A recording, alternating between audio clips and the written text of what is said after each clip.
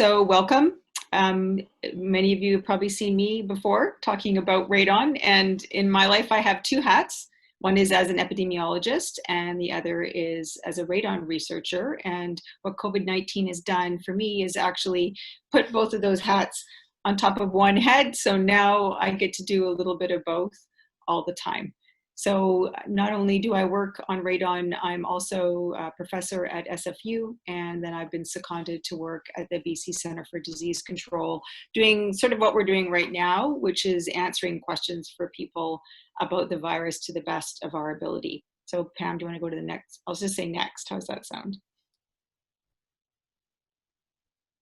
So just a disclaimer for everybody that our society's understanding of COVID-19 really is changing all the time. And never in the history of science has so many people been working on the same problem all at once, really quickly, with a shared common goal of trying to figure out what this virus is, what it does, and how we're going to move forward, and whether or not we can get a vaccine. Like, all those questions are really, it's really an incredible time in the scientific world to see so many brilliant people working together to try and find a solution. So just to let all of you know that people are working flat out to try and fix what's going on, and recognizing that this is not a simple fix, and this is probably going to be with us for a fair amount of time going forward. So patience is necessary, and that right now a lot of things really remain unknown and uncertain, and that's not unique to this particular virus. It's usually like this with when we see a new or novel virus. It just happens to be that this virus is incredibly infectious and we're all involved this time. So the idea that we don't have the answer yet is not novel. It's normal. It just, we're all having to experience it all at once. Okay, next. So let's just talk quickly about what a coronavirus is, because we keep talking about the coronavirus, but there are actually 8 different coronaviruses that people can get, and animals and birds have lots of different kinds of coronaviruses. And the coronavirus is very different from the virus that causes influenza or the flu, and it's very different from the norovirus, which you may have heard of if you've been unfortunately on a cruise and you've had an outbreak of norovirus. That's a different virus family as well. So a coronavirus is part of the Coronaviridae family, and it has 2 to 3 very close relatives in that family. One is the first SARS that we called that virus just SARS, and that happened in 2003. There's been a recent outbreak of MERS, which is a camel-related coronavirus. They usually have an animal host. And then there's something called 229E, which we call the common cold. So the coronavirus has a lot more in common with the common cold than it does with influenza, because it's the cold is part of our family, this virus's family, and not part of the influenza family. So I know that's a bit confusing, but the comparisons between coronavirus and the flu are no longer very helpful, because we know that the coronavirus is a family in and of itself. So it's called a coronavirus just because I'm sure you've seen these pictures now of this ball with the things on the outside of it. The virion is what that one particle is called. It's covered by a halo of spike proteins. Those are what's used by the virus to attach to a host, and they look like a crown. So the people that were naming these, when they looked at them under a microscope to begin with, called them coronaviruses because of this unique aspect of them. Okay, next. So we call it COVID-19. Which is a derivative of the term coronavirus disease from 2019. Historically, we have used both the place where the virus first emerged or the animal host. So you might have heard, the Spanish flu pandemic or the swine flu. But over time, we know that those names aren't helpful because they tend to stigmatize either a country or a creature. When the swine flu hit, pork sales completely plummeted. And it's not really fair because it wasn't really the pig's fault, and you really didn't you didn't contract that virus from eating pork. So there's a bunch of moves to make nomenclature more clear and less stigmatizing. So that's why we call it COVID-19, but that's just the disease. It's not the virus. So the virus that causes the disease is called SARS-CoV-2. And if you're wondering about that, if you imagine there's HIV is the disease, AIDS is a disease, and HIV is the virus. So we already have in our world a way of differentiating between a virus and the disease it causes. So SARS-CoV-2 is the virus, and COVID-19 is the disease. So SARS really stands for severe acute respiratory syndrome, and that's just a reflection of the fact that this is very much a respiratory disease. It's a disease of the upper airway and the lungs, and then deep into the lungs. So it's not, a norovirus tends to have other body parts that are involved. This is a respiratory disease. So what's interesting about the virus is it's surrounded by a fatty lipid membrane. And that's, I don't know if I can use that on my screen, but that's the thing, just below those spike proteins, there's a fatty lipid membrane. And those outer spikes allow the virus to very effectively attach to the ACE2 receptor cells. I won't get too much into that, but those are mostly found in the lungs and the trachea, and in some cases in the lower GI tract. But what we're looking at the moment predominantly is the virus that comes in through airways and passages. Next. So the way that this works is the virus comes along and it attaches out to the outer part of your cells. Once it enters into the cell, it's called an RNA virus. I'm sure most of you are familiar with DNA, but DNA has 2 RNA parts. So this is an RNA virus, meaning that it has half the DNA. It comes along, essentially hijacks your cell and tells it to make more of itself. And so once the virus comes into a cell, your cell gets taken over and it becomes a factory for making more viruses. And then those viruses are released back out into the world. And the whole goal of the virus infecting you is for it to get to other people. And that's its primary goal. It doesn't necessarily want to kill you. It wants to make more of itself. So a highly successful virus is one that actually doesn't kill its host off, but it manages to get into you and then infect a whole bunch of other people. And so far, this virus is doing a very good job of transmitting from person to person. Okay. So what do we know about the origins of COVID-19 at the moment? So most coronaviruses have 1 to 2 animal hosts, and this virus does predominantly seem to come from the same kind of viruses that they find in bats. And the first SARS outbreak had, so that's SARS-CoV-1, came what they believe the intermediate host was a kind of cat called a civet cat. And in this case, at the moment, the hypothesis is it's either just a bat or a bat and a pangolin, which is a very small creature that's found mostly in Asia. And right now, the idea that it was a consumption through eating bats has really been dismissed. It's more likely that people inhaled either the guano from bats or there was some respiratory transfer. Interestingly, MERS is also transferred from camels to people through respiratory droplets. Camels can be very spitty kind of creatures. And so the idea that, again, this came from bat soup has been very much dismissed, but the idea that there might have been people in and around places where there was volatilized bat excrement, which sounds really gross, but is possible. If you're in caves, for example, that's always a risk if you go caving that you can inhale some bat guano. And we know a lot about the fact that bat guano over history has not been very good for people. I'm sure you've heard the term batshit crazy. And part of that is because we know that bats transmit things that actually can be bad for people, and we need to be careful in and around bats.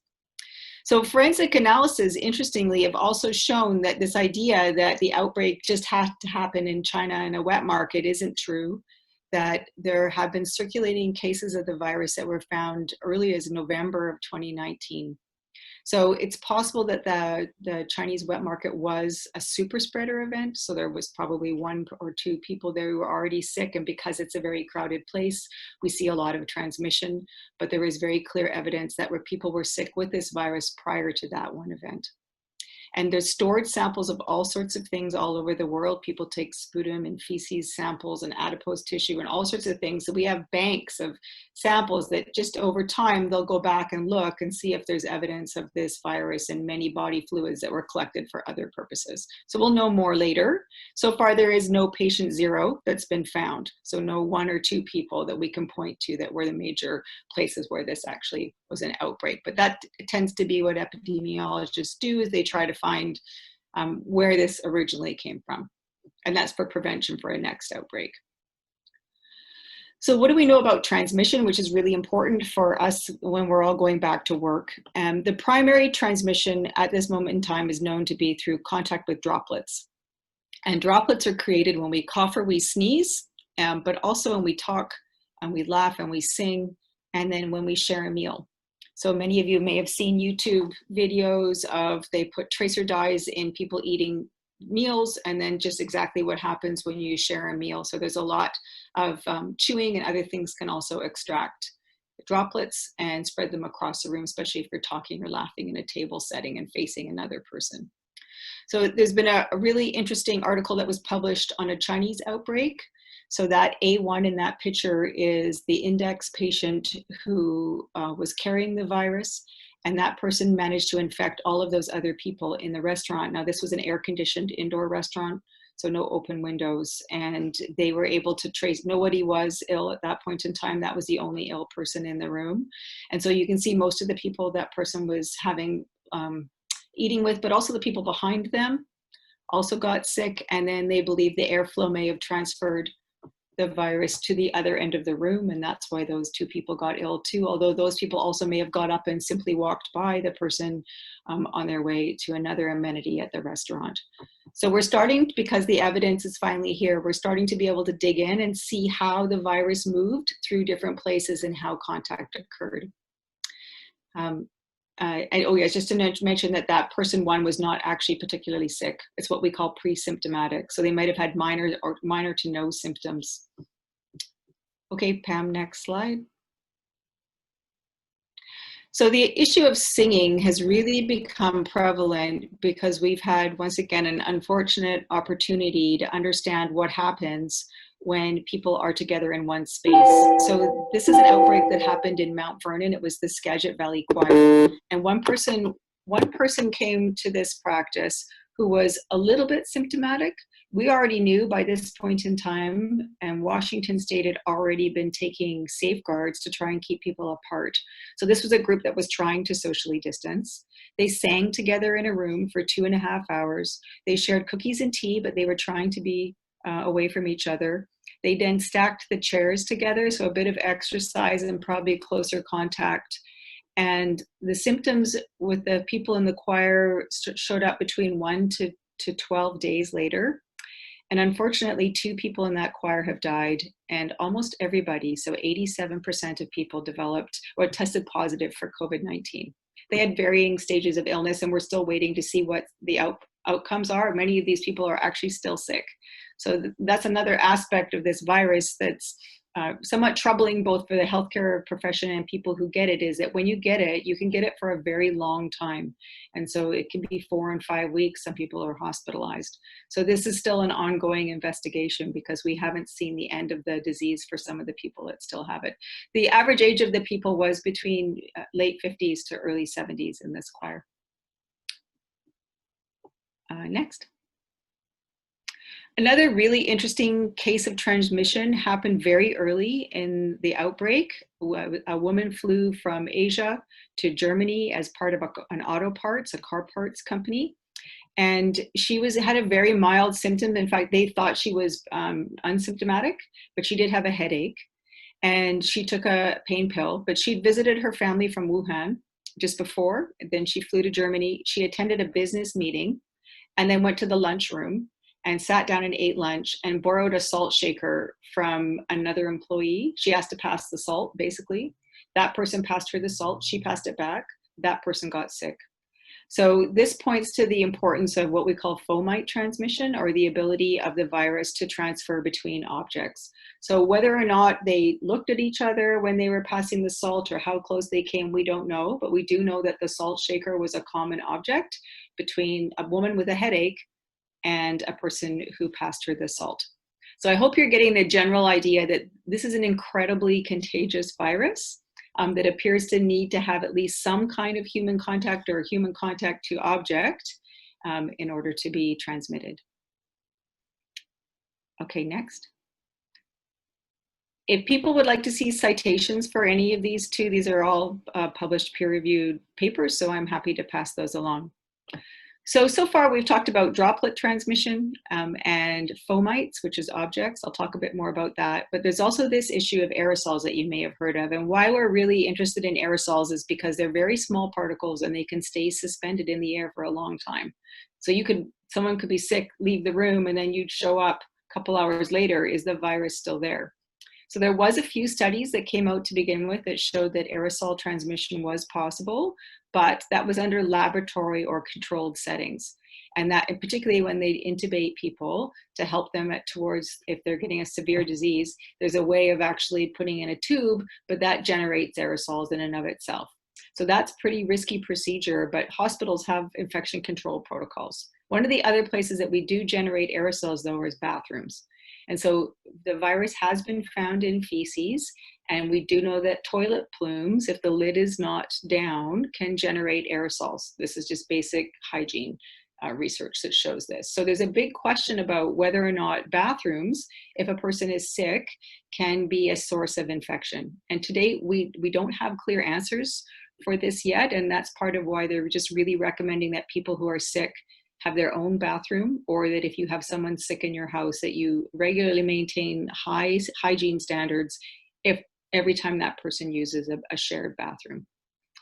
And there's also questions at the moment around hand dryers. Some of the hand dryers tend to volatilize particles as well. So there's just a lot more research going on bathrooms at this moment in time, particularly around this aerosolized risk. Okay, next. This is just a visual of how the fecal and urine feces, and so the virus has been found in urine as well at the moment. So, but not nearly as much as in feces. The interesting thing about the feces is that it's up to 5 weeks they've found virus in people's feces, although whether or not there's enough of it to actually create a sickness, so what's called a viable virus, that has not been tested. All they've tested for is the presence of genetic information in feces. And in fact, in the States, they've started a monitoring program looking at the virus in feces in public sewer systems so that they can isolate outbreaks. And that's Washington State has started some tracking of that at the moment. So yeah, this issue around toilet plumes and how important it is actually just to put the lid down when you flush the toilet is a simple step to help prevent the transmission of anything, not just COVID, but other things as well in and around your bathroom. And just to note that SARS did have this major fecal transmission outbreak. So that's what I'm going to talk about next. It's sort of a famous part of the first SARS-1 outbreak in 2003. So many of you who know a bit about plumbing will probably be familiar with this issue. So during the SARS-CoV-1 outbreak, one person was infected and went to an apartment building. It's a very large apartment building that had multiple towers. And there were dry U-bend toilet pipes. And what this did, the ventilation was not right in this building. And again, there's probably ventilation experts that know more about this than me, but essentially the U-traps vented into the light well. And what that did was it allowed aerosolized feces to get into the system, and it infected 321. So one person with diarrhea infected 321 people in this building and the buildings around it, and 42 people died. So 4 towers ended up being impacted by this. So the virus went up through this one tower and then was able to move between 3 other towers. They're very tightly packed together. And this is a major advance in our understanding of viral transmission. So there's concern at the moment that this SARS-CoV-2 may also have similar manifestations. Now, the plumbing in this building was recognized to be substandard and that this would not occur with proper plumbing. But how many buildings have substandard plumbing is probably something you guys know better than I do. Okay. So I referred previously to what we call fomite transmission. So fomite is just a fancy word for a contaminated surface like a salt shaker. And what can happen with this is both the direct transference so you cough on something like a pen, which is something I think we probably all need to be thinking about. Don't share pens. You cough or you touch a pen, you hand it to somebody else, they touch that, they now have your droplets on their hands, and then they touch their face. That's one kind of fomite. That's direct. There's also indirect in that somebody coughs, the fomite settles on a surface, and then it can resuspend and come back into the air. So because this is so new, we haven't done a lot of research on fomites, particularly for SARS-CoV-2. We do know that this is particularly an issue for other very persistent viruses like norovirus. So this is part of why cruise ships become such a problem, is because the virus can live a very long time and remain in people's cabins, and they need to be sterilized very thoroughly when there's a norovirus outbreak before another person can come in, because those cruise ships, a lot of people can get very sick. And that's where we know really the most about fomite transmission. Hepatitis is another virus that's also transmitted potentially via fomite, indirect and direct fomites. And that's why people who have hepatitis in part shouldn't work in food facilities, because they can transfer. So in the next slide, sorry, Pam, next. This is some of the work that I've been doing for the BC CDC, is collating how long the virus actually lives on certain surfaces, because that's, of course, very important for this fomite transmission pathway. Recognizing that, again, it's more about droplets that we know at the moment, but going forward, this other direct and indirect surface contamination might be a problem too. So what the evidence, and this is evidence on SARS-CoV-2, so this is specifically the virus we're dealing with right now. It lives very shortly on tissues and paper and cardboard. So up to 24 hours, the virus remains present on these surfaces. And just a moment to talk about, so there's no such thing as a live virus.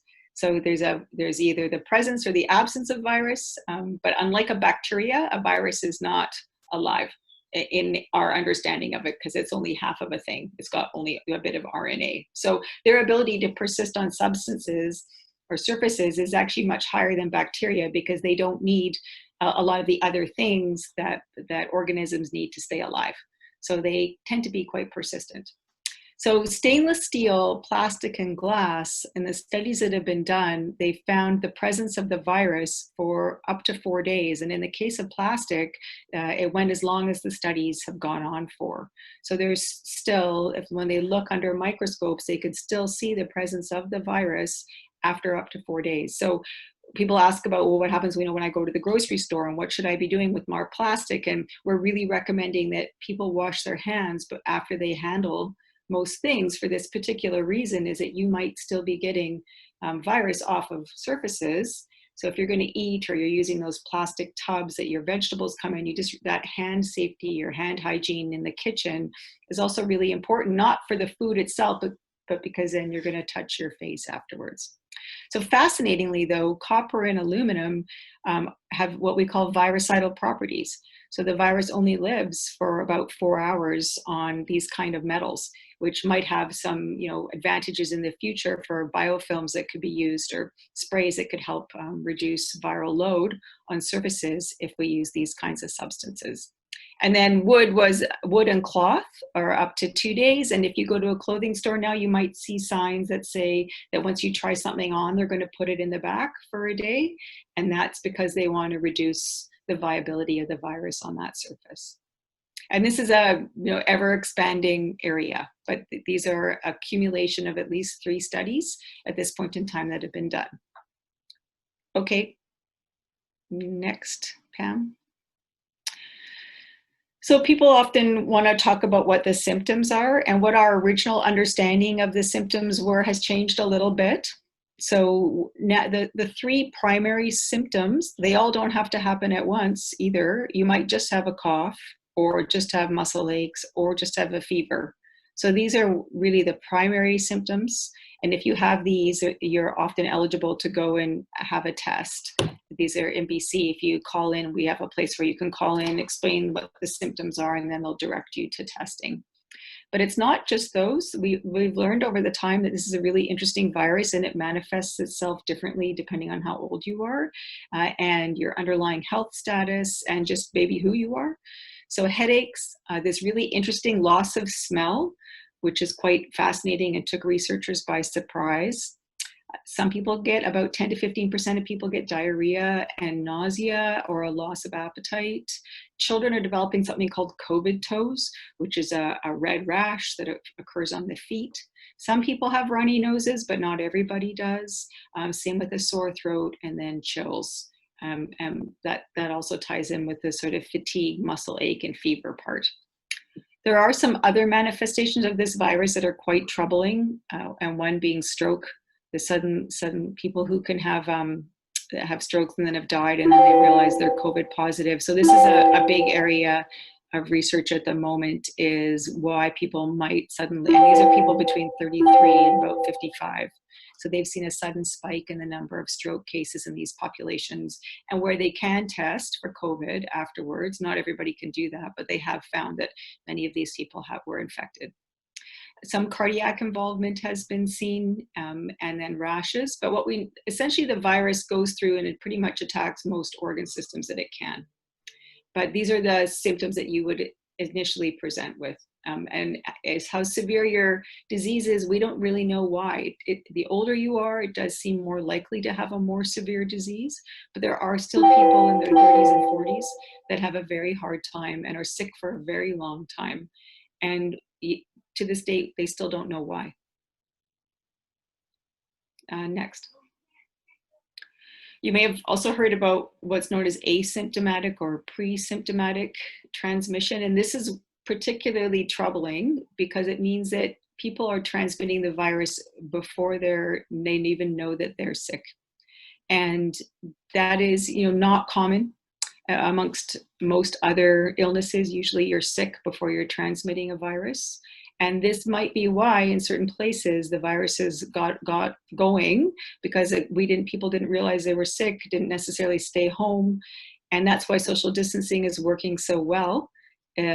So they believe that I just read a recent study yesterday, 60% of people may have been infected by asymptomatic or pre-symptomatic people. So pre-symptomatic means you're going to get sick, you're going to start to get symptoms, but asymptomatic means that you don't have any symptoms at all. And different countries have seen different rates of this, but that's a significant amount of transmission from people who are not showing. So you can't really know if another person has the virus or not unless they've been tested.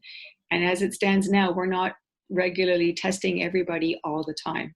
So I guess the take-home message, at least for me here, is that you don't need to be sick, and you can't base a judgment on somebody else just by looking at them, because we don't know. Okay, next. So the best defense against viral transmission really is washing your hands. And that might seem incredibly simple. And why is that? And that's because in the beginning, I remember I spoke about the fatty layer that goes around the virion, the genetic material inside. That fatty layer is pretty much dissolved or degraded by soap.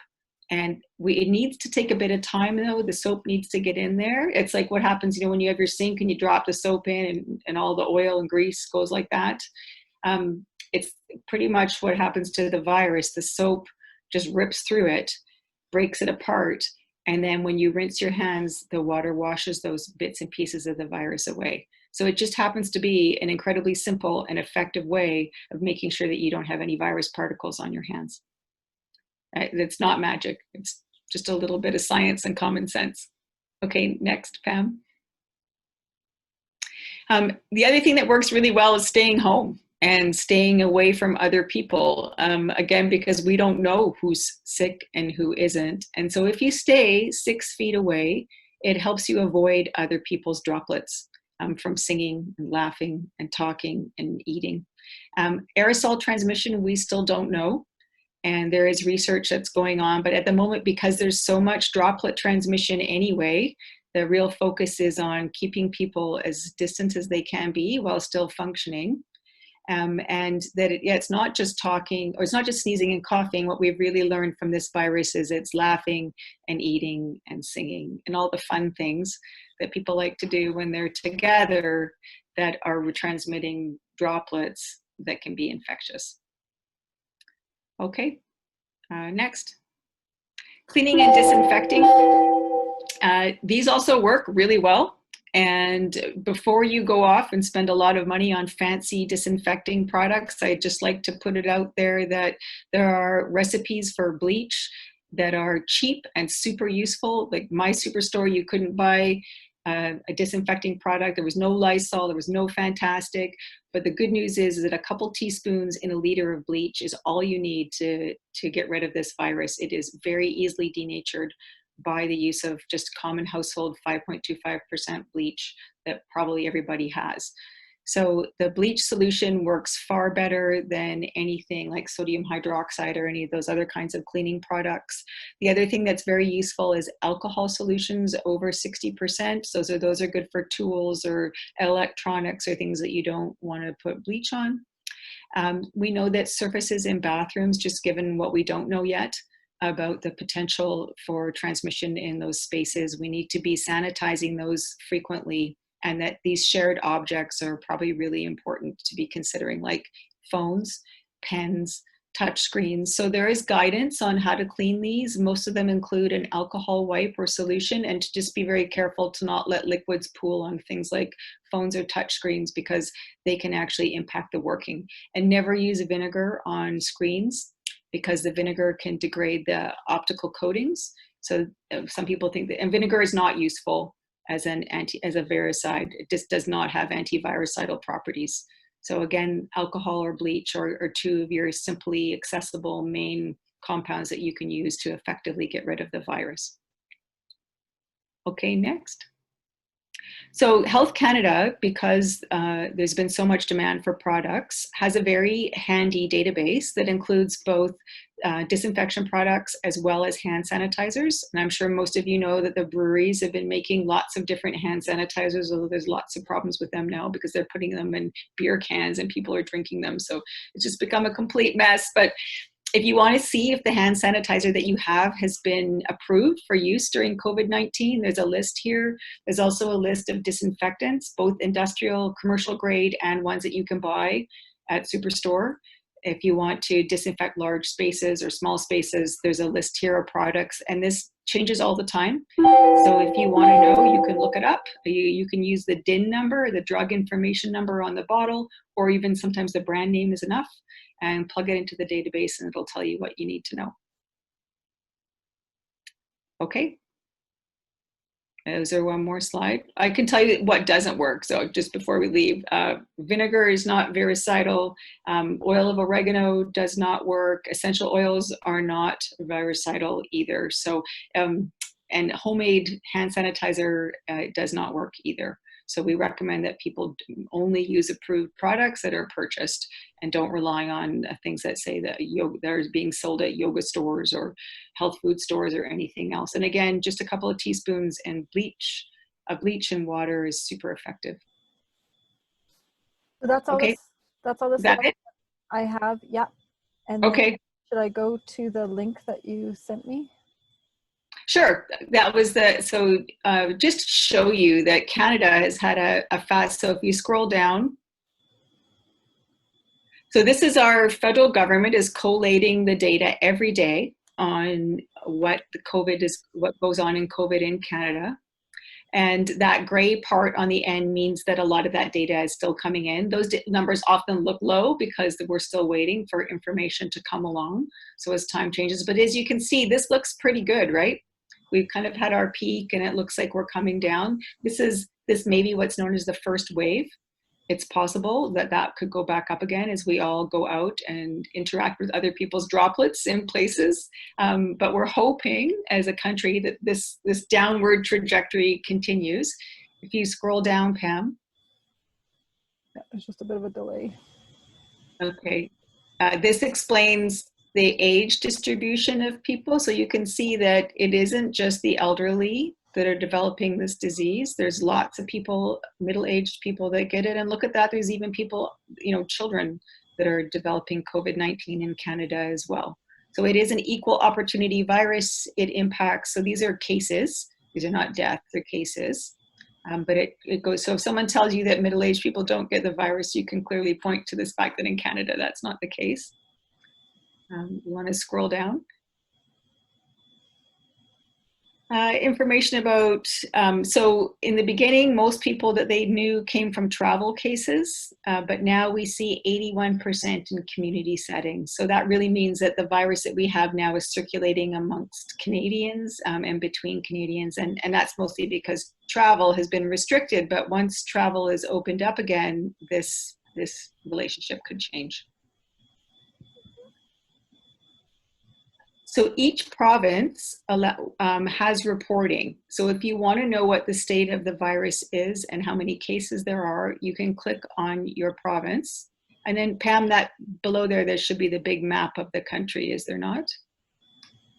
I don't see it. No, I'll go up. The top, was it at the top? Okay, maybe go down and hit Ontario. Let's go take a look. So to date, we know that Ontario and Quebec have been disproportionately affected by COVID compared to everybody else. Oh, okay, status of cases. So this will allow you to see every day, if you haven't or don't already listen to the news, how many cases are coming in. You know what, Pam, I'll send you a link to the map so that we can see. But what we do know now is that Ontario and Quebec have the highest level of cases, followed by Alberta. But this is a very dynamic situation and could change at any point over time. And so that's part of why we need to remain vigilant. And the future, as we allow people to go back out, we really don't know how it's going to go, which is not a comfortable situation for everybody. But because that curve is going in the right direction and we seem to have things somewhat under control, us going back to work does seem plausible if it's done with care. And I believe that that's what the next part of this session is about, is how we can safely go back to work, keeping in mind some of these virus-specific factors that are leading to transmission. And so I think I'll stop there and I'll send you that map link, yep. Pam. Sounds good. And we Were there questions that I was going to take at this point in time? Yeah, we are going to stop for questions right now. So Anne-Marie, can you hear me okay? Yeah, I can hear you. Okay. Anne-Marie is here for a bit to take your specifically your health questions. We'll get into some more practical questions, but now is the chance. So Erin and Jeff, do you want to help me with tracking down some comments and questions?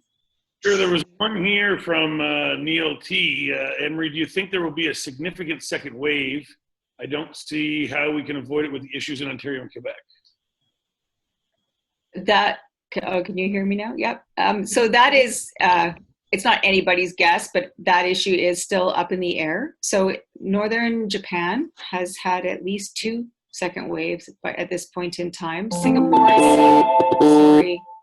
Singapore has seen a small second wave, but they were actually able to isolate it really quickly. It turned out to be in migrant workers, and they were able to get a jump on that. So one of the issues with second waves is how well are we able to see where the initial index cases or that cluster is coming from and how quickly they're able to contain it. And that's part of why contact tracing software is becoming really important. And there's all sorts of different systems, and there's ethical and privacy issues, and how are they going to do this? I'm working on opening up playgrounds, and so maybe everybody has to write down what playground they went to and submit it to somebody going forward. We don't know yet what the recommendations are for being able to find people as soon as possible to minimize the impacts of a second wave.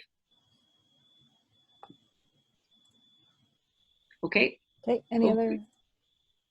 There was a question early on asking whether the size of aerosol COVIDs was that bigger or smaller than radon?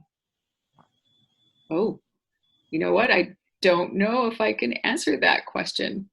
So that's a great question. Let's put that on our list for something to look at. And then also the prevalence of non-typical symptoms. Two examples were given: brain bleed or sore eyes. Are there stats on that? Those are things that people have been talking about, the neurological involvement, as well as the sore eyes. They finally listed loss of smell as an agreed upon, but the sore eyes is another one that's also being looked at. Part of the problem with that is it's also related to allergies, which are incredibly common. So that's another one of those symptoms that's being examined, more so even than the brain, more commonly anyway, than the neurological involvement. That seems to correspond with the strokes. So that part is troubling, because that's such a severe thing for a relatively young person to develop. One observation about the toilets in the hospitals and the public places often don't have a lid on them. Yeah, there's probably a lot that we can do in public spaces to reduce viral and disease transmission. There's a lot of things we're learning, and that might very well be one of them. Airline bathrooms is another space that's being really scrutinized at this moment in time, because they're often so small and they don't clean them after every use. And I don't know if anyone has flown in the last little while, but personally, that's a space that I would be really worried about too. And most people who travel often comment that they get sick from traveling. So there's probably a lot of things that we can do better, and maybe a toilet lid is worth the extra $10 that it costs to install those in bathrooms, because it might really have a big impact. So we're learning a lot. Physical distancing at urinals is a real topic. So right now, public health is grappling with how do we do that in men's washrooms. So I'm not super familiar with how a men's washroom works, but I'm sure the men in this crowd will know more about that than me, sooner than me, because they're going to have to do something around those in public bathrooms. All right. Have you seen any studies regarding HVAC in office buildings, stores, etc., in particular the use of MEV11 filtration or UV lighting to reduce the spread? This is a pretty active area of research. So that Chinese restaurant study was a study of an air-conditioned space, and I can send the details for that, because they did look at the HVAC system. Multi-unit residential buildings is another area where they're looking at ventilation patterns, but because most of the systems push air out, essentially down and out, those systems they don't think are contributing. But as we all know, there's a lot of poor ventilation, and this is someplace where I think a lot of our members have a lot of expertise in this particular area. So I think that we're going to see better guidance for indoor air quality that come out of COVID that might be beneficial for all of us. But that particular standard, no, I have not seen that. But one other thing about the UV light, the far UV, so lots of people are champions of this. There's also, though, those are problematic systems both for eyes and for skin cancer. So the widespread use of far UV for deactivating a virus, it might work in theory, but I think in practice there's still a lot of huge questions about the safety of that. I know that there's ones to clean your phones that people are buying that are effective for sanitizing electronics, but on a larger scale, they are beginning to put some of them in airports that people would walk through, but can you really stand there long enough with that amount of UV without hurting your skin or your eyes? So these are big questions, and because people are rapidly trying lots of different pilots, we'll see the answers probably in the next while. Here's an interesting question about recording deaths with related to COVID. So are there any rules around reporting a prospective cause and effect? So for example, the person may have had COVID when they died, but not actually died because of the COVID. Mm-hmm. So you can see different countries have different strategies for this. Like obviously in Russia, you can have COVID and die of pneumonia and you're not going to be considered a COVID death. In the United States, they're a bit more scrupulous about how they apportion the cause of death. But what we believe at the moment is there's probably more deaths due to COVID than we're actually reporting. So there's a variable called all mortality or overall mortality that they're looking at, and overall mortality is up in general, even without attributing it to COVID. So it's more likely that we're not capturing as many people as we ought to be as a result of this, not just that more people are dying in general. So the attribution, it's challenging. You can imagine you have a hospital full of people that are dying and then people dying at home. In New York City, they knew that people died in their homes because they didn't want to go to the hospital because they were concerned. They didn't want to overburden people, or they were just alone and they died at home. And then a coroner has to go and find that person and test if they had the virus. And that's just probably not being done. So the likelihood that there's a higher death count than what we're seeing is likely. Probably not so much in Canada, but in places that have been overwhelmed, like Italy and France and New York, probably yes. All right, well, I think we need to keep moving. So Okay. Thanks very much, Anne-Marie. We will keep track of the questions. So if there's some that we missed, we will go back to them and get Anne-Marie to answer them. But we're gonna keep moving on. Okay, thanks so much. Yeah, thanks. Okay, so I'm just going to go over a couple basics from our perspective. So just for CARST and for C-NRPP professionals, some of the things that we would like you to consider as you're starting to get ready in the back to work mode. One thing that I just wanted to say is thanks to our board. We have, the CARST board really has a wealth of expertise. We had a number of people diving in, researching things on this issue, contribute. So we do have a resource. Erin's going to go through that at the end of things we've been compiling. As Anne-Marie mentioned, things are changing rapidly. And so we have put together bits of information, but it's really, not only is it changing rapidly, but it's regionally different. So these are things that you need to go kind of and go check on, keep up to date on. And so we'll touch on those as we go through. All right, so COVID-19 has imposed limitations on us, but it has also provided us opportunities for our members to set themselves apart and lead by example. And this really is a key message that we at CARST and C-NRPP want to put out there. We are talking to our homeowners, talking to Canadians about an invisible health risk, and we want them to take radon seriously. And we really need to lead by example with this COVID, that we want to make sure that we're taking people's health seriously with respect to COVID, as well as we're expecting them to take their health seriously with respect to radon. And so we have developed a statement, CARST C-NRPP regards people's health as an important priority. Our certified professionals are committed. Sorry, I'm trying to get the dashboard off my screen so I can read my screen.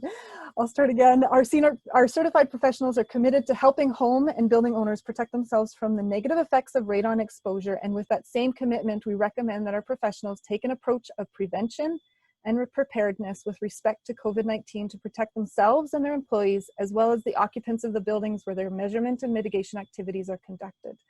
And so I put this out for you to see so that you know what I'm saying. We're expecting our certified professionals, and we're telling people that of course you're going to take this seriously because you're considering things from a health perspective.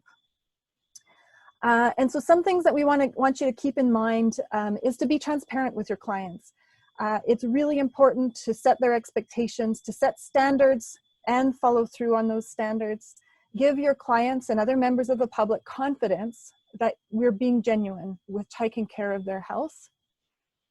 And also consider the perspective of your clients. So when you develop materials, most often we start by developing materials from our own perspective, but take a time and to stop and take a look at it from the consideration of your clients.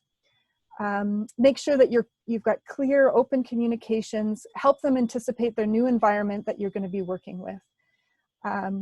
Remember, trust is easy to break, but really hard to get back. And so we really want to value the trust of your prospective clients and of Canadians.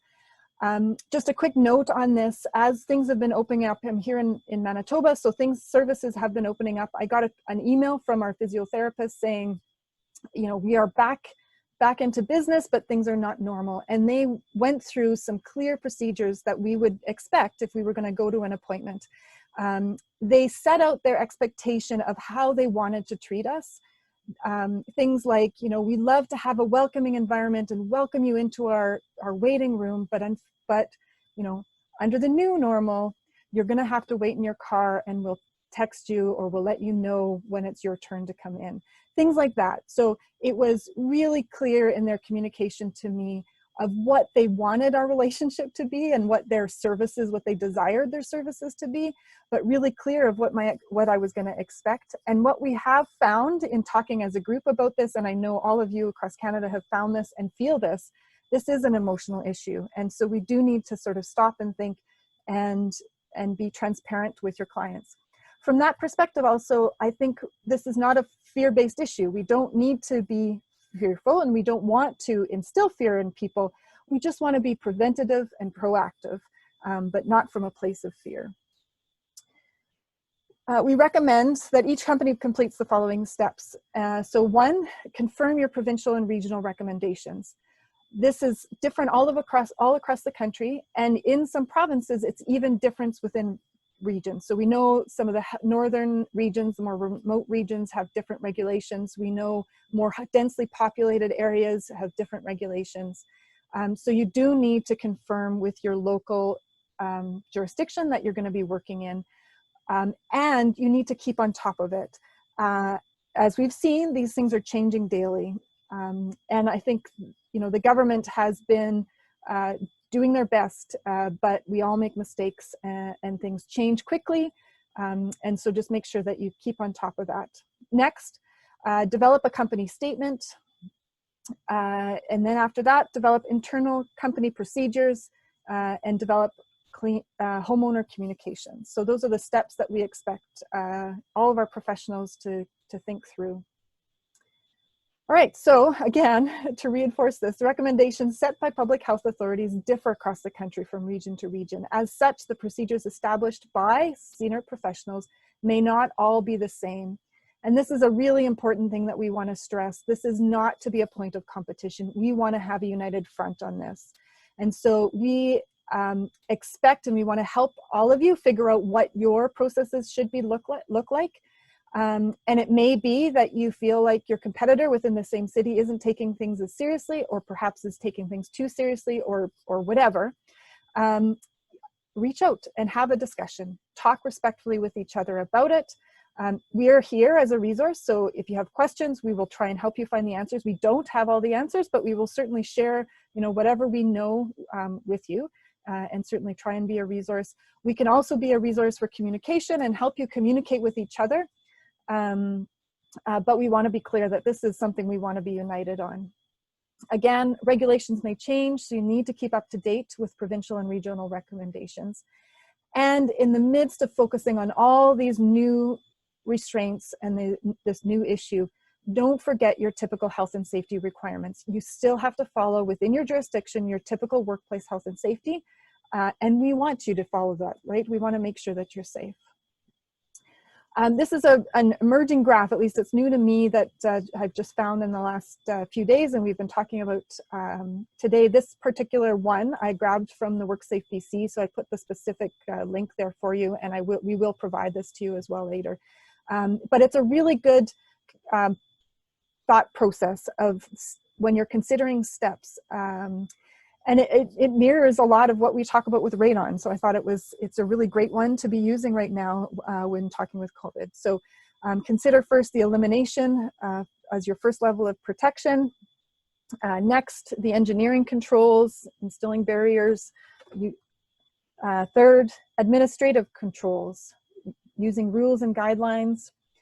And then finally, protective measures, PPE. And so this is a really good emerging graph that's coming up to help you kind of think about the process and way that you're developing your measures.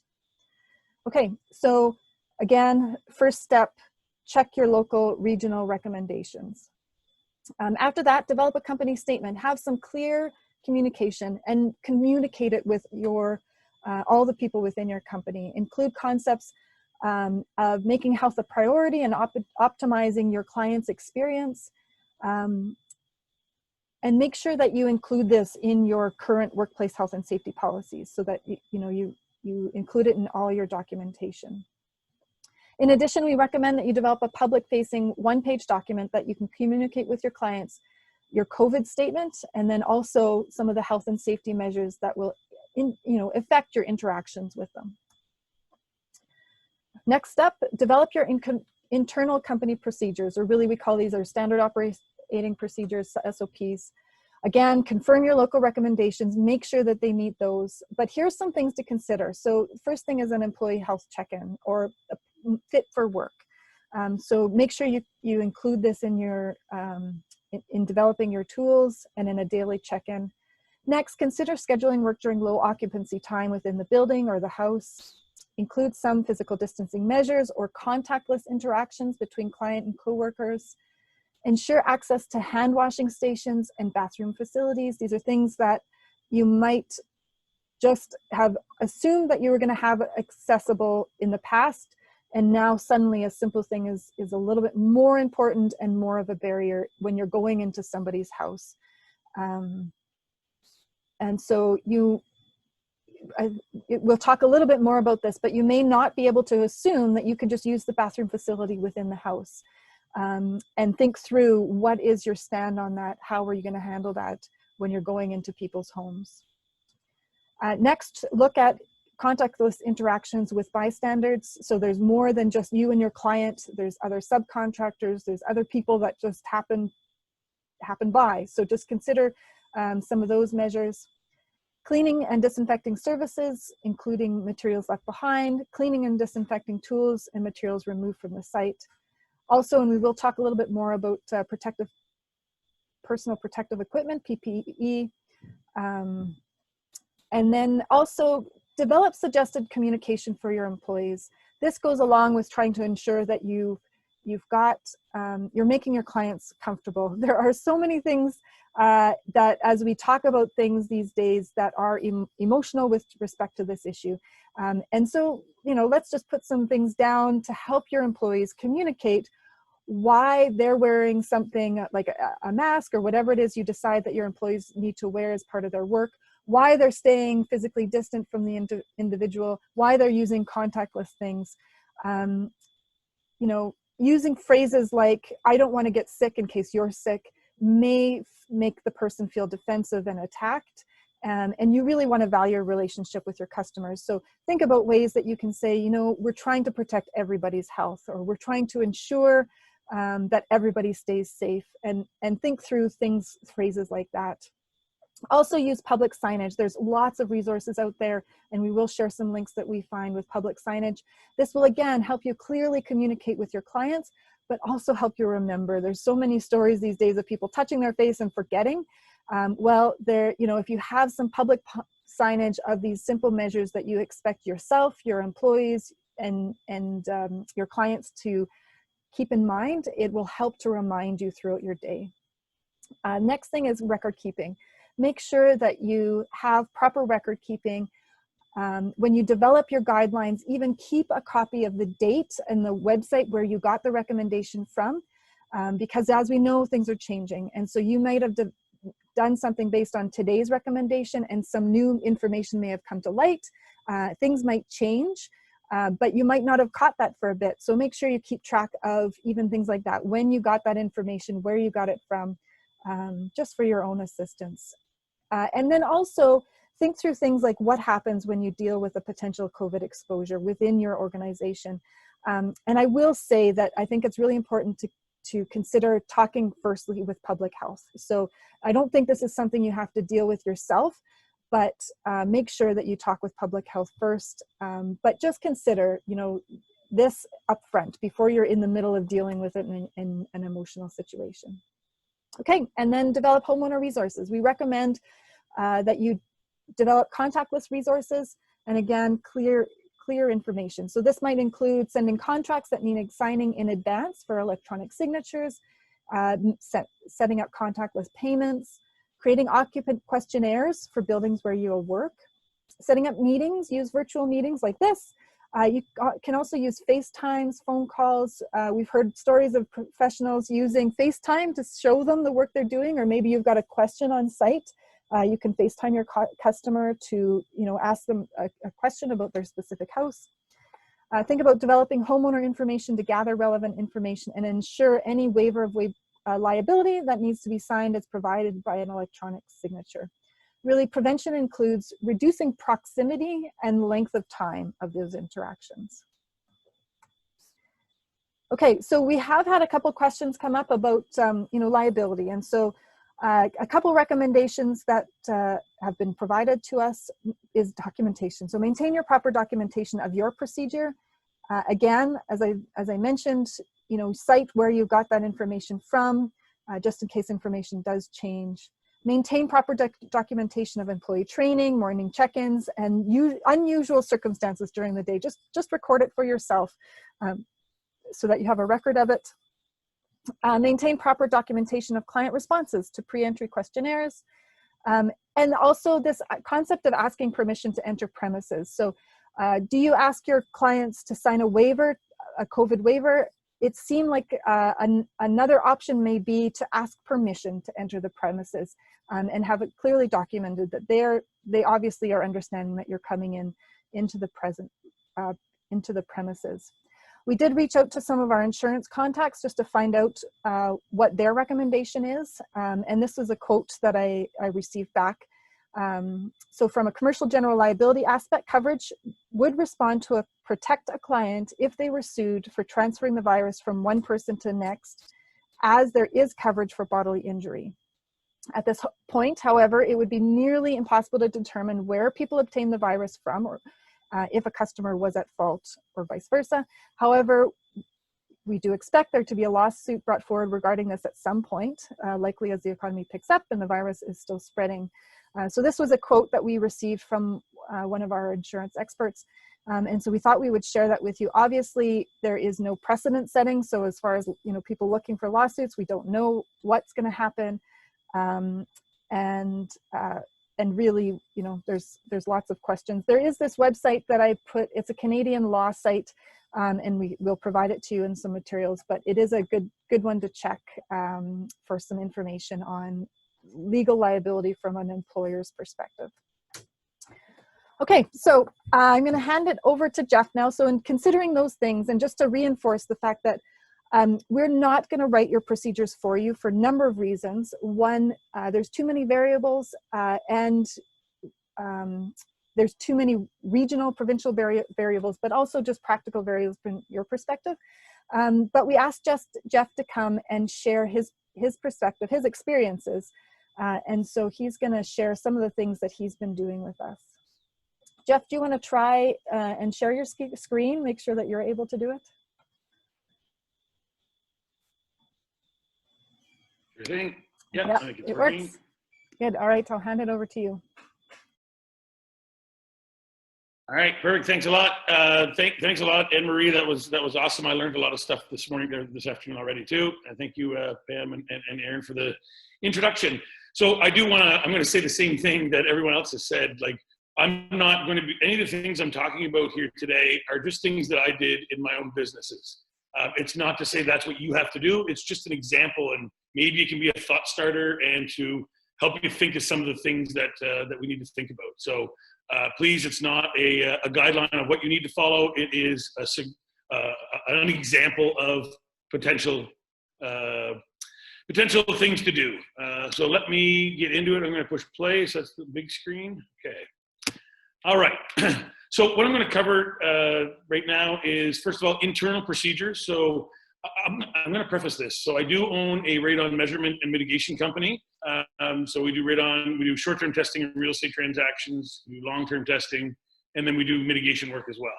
I also own a home inspection business where we have 5 inspectors in the field inspecting homes for buyers and sellers. So I also own a window and door company, which is not related, but just so you know, I have 3 very different types of businesses that had to react very differently when this came up in March. So I guess I got a lot of experience really fast. Not that I was looking for it, but that's what happened.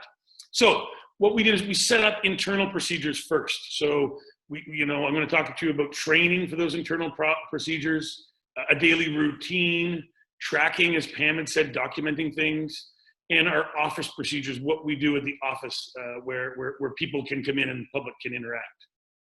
And then we have external procedures as well. So our client communications and expectations from them, from us to them and from them to us.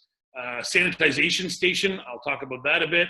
I think Brooks earlier said that he has a wash station in the back of his truck, so I'll kind of show you what we did there.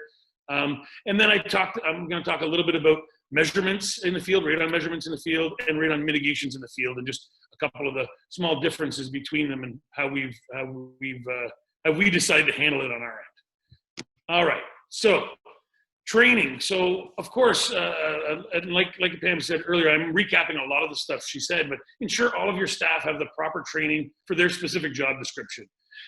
with those different businesses, of course, we have different people who need different training, because some of our people are in the office and stay in the office, and they have to know how to handle customer interactions. Then we have other employees that actually go out into people's homes and are interacting with people in their homes.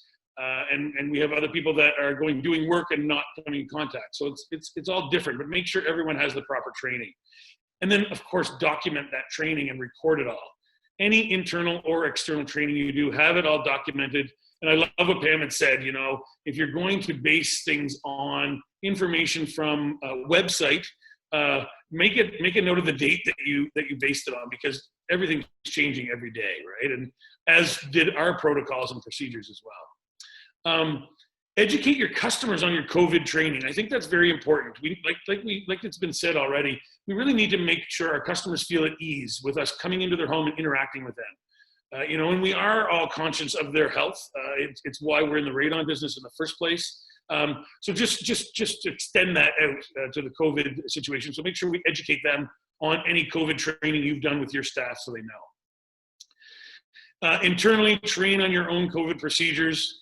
Gather signatures from all employees that they will follow the new COVID guidelines. So if you're putting out procedures, get a signature and put that in their employee file, so then you have documentation that everyone was told to. I know we're going to, as business owners, we can put expectations on our employees, but we know that they don't always follow them 100% of the time. So this is a protection for the business owner as well.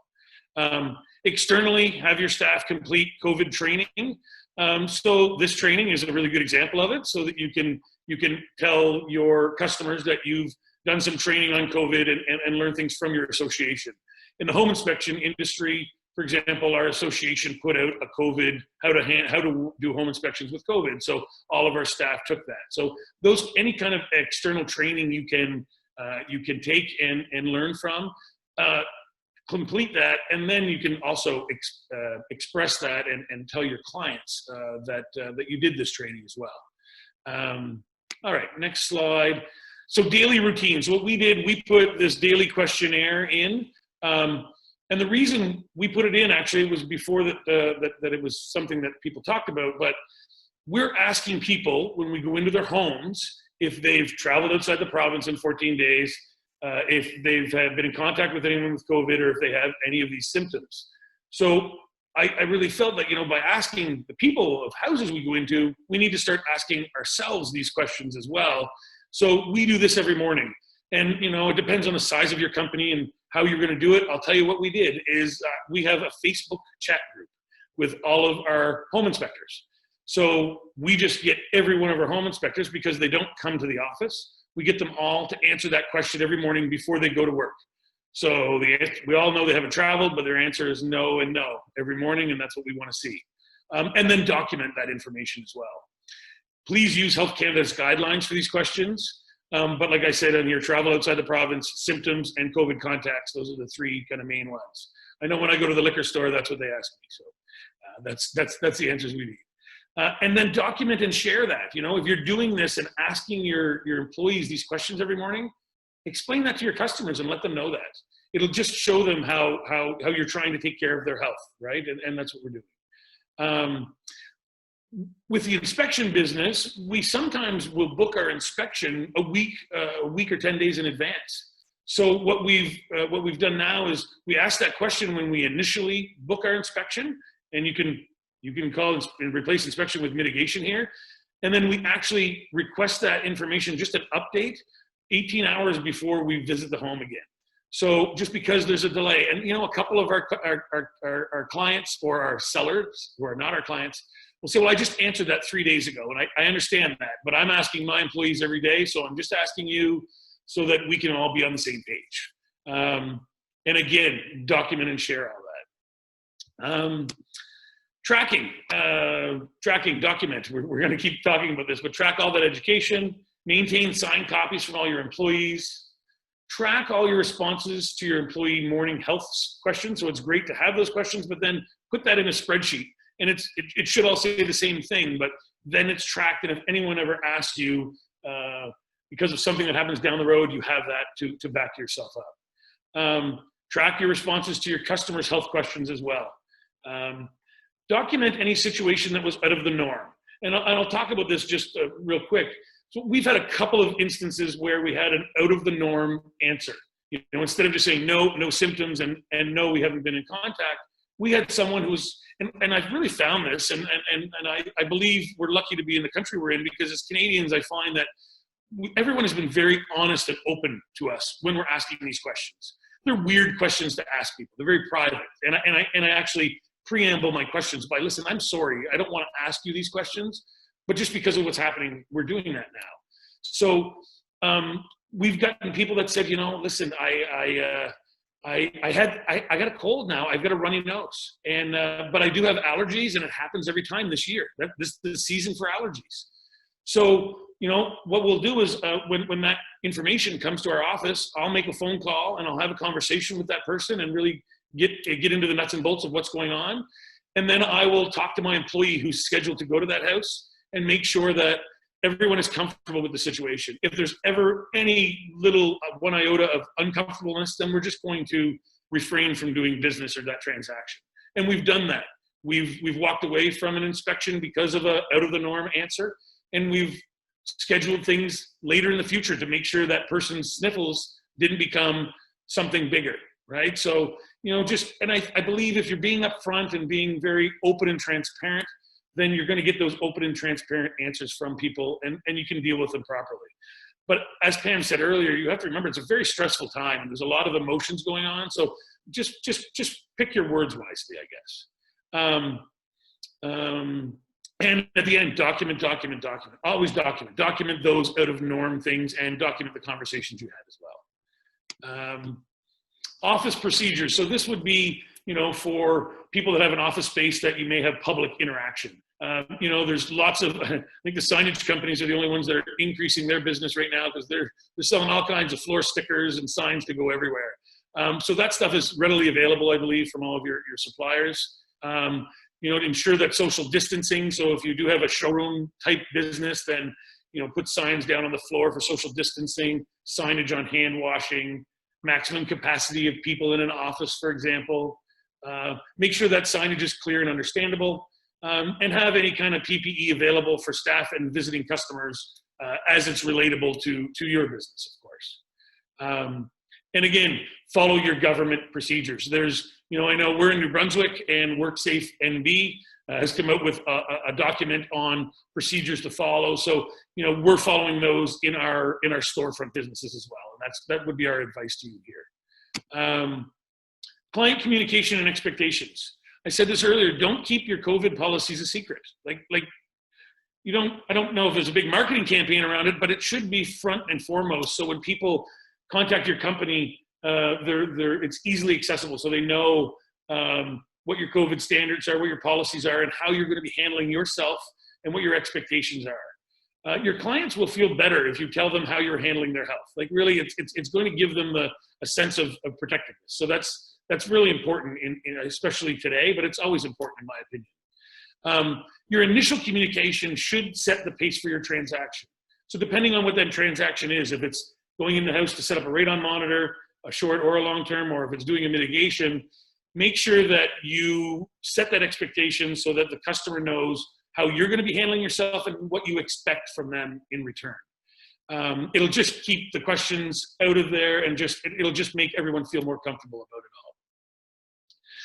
it all. Excuse me. What do you expect of them to protect your employees? Make that messaging clear and concise. That's very important. And something that I found in our communications, you know, I'm really wordy, as you can tell. I can keep talking, but when I write long paragraphs as well. But it's harder for people to read that. You know, break things down into point form. Make it smaller, easier to take in, right? So that when they're reading this, they're not going to get tired out and not read the bottom two sentences, which were the most important in your whole message. So clear and concise is very important. There's been some conversations about waivers. I've come up against this in the real estate industry. A few people have commented as well. I think Ron in New Brunswick commented earlier that he has to sign a form. There are waivers. There's some real estate companies that make us sign a waiver before we go in. And actually there's a request of sharing COVID policies that go back and forth between our company and some real estate offices. So that is something that I would, again, refer to your provincial organizations, your health departments, and talk to your lawyer. You know, if you have a business and why not talk to your lawyer about a waiver and how it should read and what it should say. Be careful that you're not restricting people to do business with this waiver, but make sure that it's a communication tool. Sanitization. So yes, we need to be sanitizing all of our stuff. So this is specifically on what we do in our home inspection and radon business. So this is kind of getting into the meat of it. We created basically a clean room in our truck. So most of my guys, all of my guys have half-ton trucks. So we've got a box and we've got the front cab. So again, I know we all have different vehicles, but just, you know, this is just an example. So take this and apply it however it applies to you.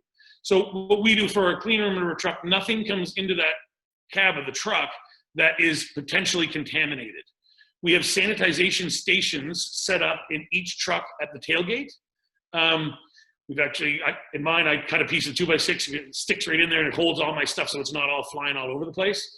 Because I did lose $10 of liquid gold sanitizer here not long ago from stuff sliding around. So that was just a trick I learned.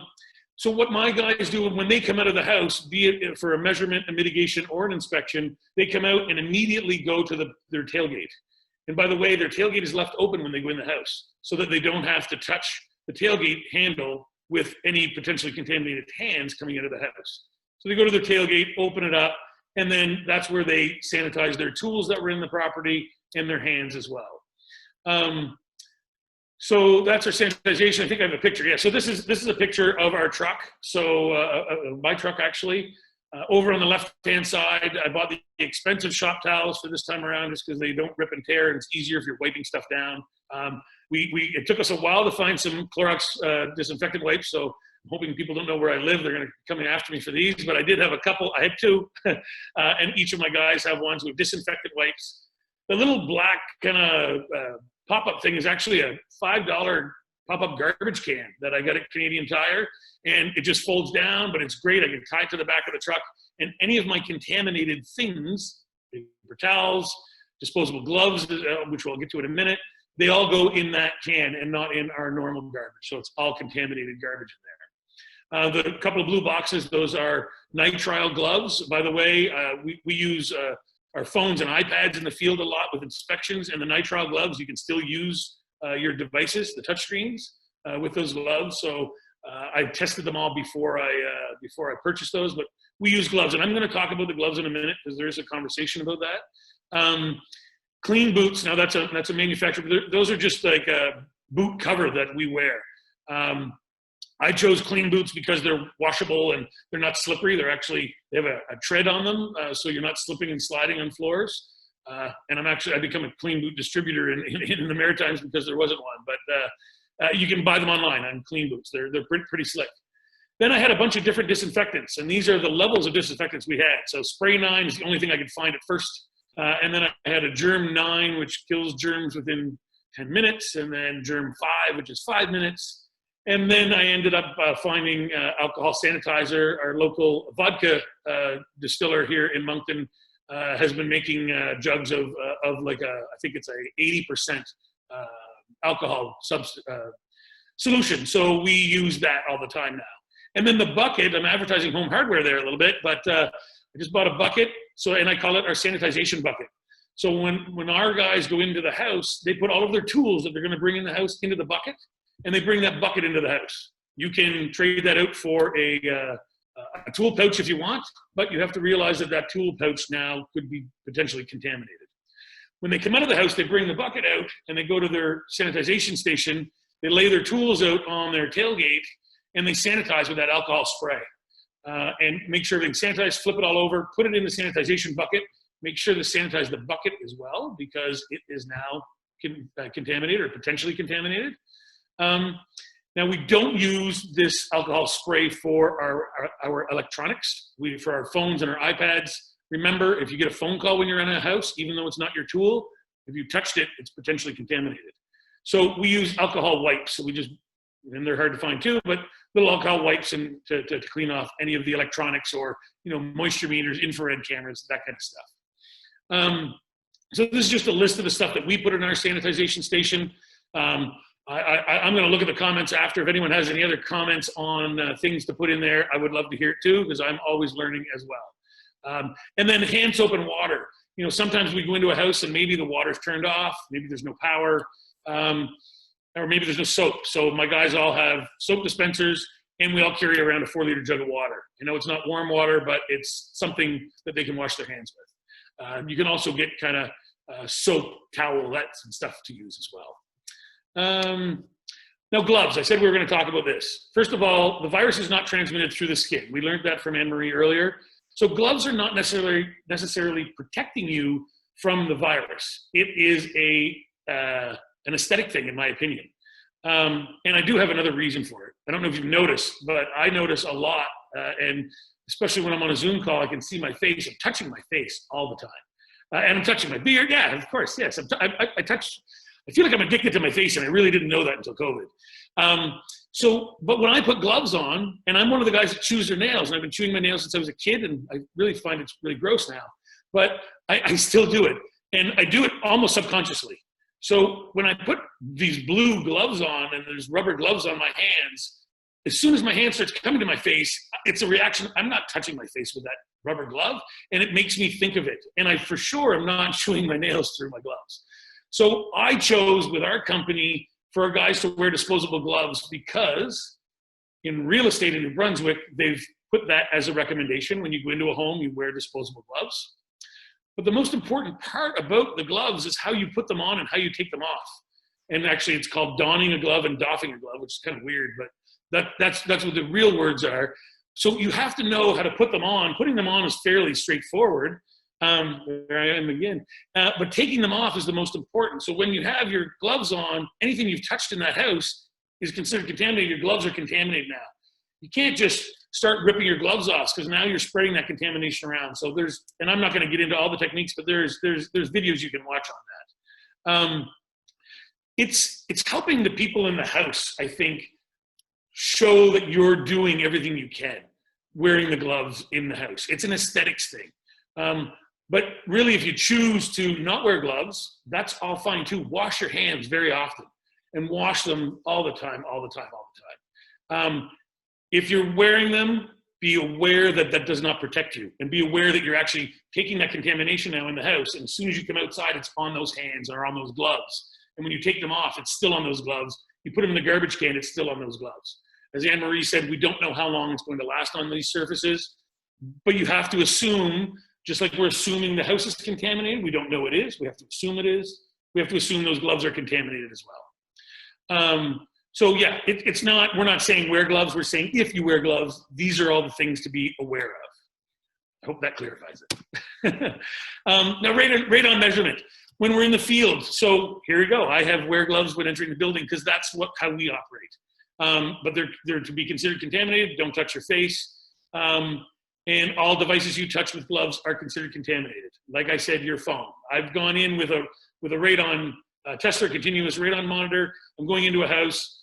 My phone's in my back pocket. I plan to not touch it, but the phone's gonna ring when I'm in there. And when it rings, I touch it. Now I have to disinfect that phone. Can't put it back in that pocket. I try to keep everything in my hands or in that bucket. Bring disinfectant and wipes, disinfectant wipes or disinfectant and wipes when you enter the home, so that you can disinfect things when you're in the home if you feel the need to. That tool bucket, disinfect that bucket as well. I'm being a little repetitive, but it warrants it. Use your alcohol wipes. Any equipment left in that house should be considered contaminated. I remember when it first started and I was really focusing on my inspectors and how they were going to handle going into a house. And then my brother runs a radon company. He's on here today watching. And his wife had recently returned. It was really early in March. His wife had recently returned from the States. So at that point in time, we decided, just because we don't know what's happening, Mike was not going out into the public anymore. They were self-isolating their whole family just to make sure that everyone's protected. So I went out and picked up my first radon monitor at a house. And when I'm picking it up, I'm realizing, like, normally I take it all apart, I put it in its little bag and carrying case, and I take the tripod down, put that in the carrying case. But I'm realizing, like, everything is contaminated now. Like, it was an eye-opener for me. So I ended up taking everything out, not putting it in the bags and trying to get that tripod up the stairs. It was a little bit tougher, but when I got it outside, then I proceeded to disinfect everything and sanitize everything. And it's, like Mike says to me every day, like, it's a lot more work now taking a radon monitor out of a house. But we have to do those things. And you know, when we're doing this and we're out at our trucks and our tailgates and we're outside of the house disinfecting, you have to think about this. And I told all of my employees this. They have to pretend that I am next door watching what they do, because I'm not there, but the neighbors are. And the neighbors are watching what you're doing. So make sure that everyone on your team is aware of that and that they're cognizant. So when you're out there and you're sanitizing, yeah, it's a pain. It's a pain in the butt to do all this stuff. But you're actually putting on a good show for your customers and for your future customers as well. So they know that you're taking care of people's health, not just with radon, but also when it comes to COVID-19. So I think that's very important. It's kind of a little bit of a show. We've had lots of compliments from other people that were not our customers that saw what we were doing and said, wow, you guys are really taking this seriously. So, you know, take that example and run with it. Masks. And we didn't really talk about masks a whole lot, but it's on my slide, so I'm going to bring it up. I'm not going to get into, you know, what masks are good. We all know the N95 mask is what they said to use for the health departments. Some real estate companies have told us that we have to wear masks when we go into homes. So we've brought up masks. We wear a civilian type mask. It's a mask that I found a source for, and they have a filtration system in it, and you can wash them 20 times. So that's what we use. We will wear a mask when we're requested by the homeowner to wear a mask. And we put that out there and say, we have them. If any of our guys are showing, if they're sneezing, or maybe he got a sneeze this morning, or he came across an allergen that's bothering him and he's got a cough, then he's going to wear the mask for sure, and we're going to actually inform our clients of that. But if your customer feels better with you wearing a mask, then wear a mask. It's kind of where my head's at. But I'm not saying that tell people that you're helping them by wearing the mask. Just offer it that it's there. There's all back and forth on that, and I'm not going to get involved on what's right and what's wrong. I just think that making the customers feel comfortable is what's right at the end of the day. Radon mitigation, you know, we use all the same kind of things that we talked about up above. But remember, when you're mitigating, there's a lot more equipment coming into the home. And all that equipment should be disinfected once you exit the building. Bring in disinfectant, because some of your tools goes into cases, right? So I would bring the disinfectant and stuff right into the home. So if you're putting your micromanometer away, maybe, and it comes in a case, a protective case for it, well, maybe you want to disinfect that with some alcohol wipes prior to putting that into your case. Now, be careful with your hands, because they could be contaminated too. So you have to be thinking of all that. And then, you know, best practice, I think, you know, disinfect your mitigation system. So if you're installing a mitigation system in a residential property, you know, once you're done your soap test, it's all clean, well, disinfect it. And then you can educate your customers and tell them that you disinfected the materials you left in the house, because that's their new system.